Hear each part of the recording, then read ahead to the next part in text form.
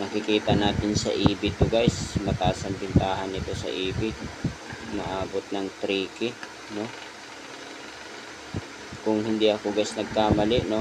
Kung nagkamali ako, paki-comment na lang dito sa video na to.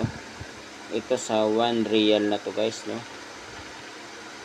First time ko lang makahawak nito guys, itong 1 real, no? Na may taon 2016 in 1438, no?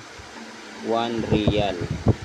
Yan, napakaganda ng coins na to guys. Yan, 1 real siya guys. Yan. At may ano siya guys doon, no? Yan, lumagpas siya guys, no?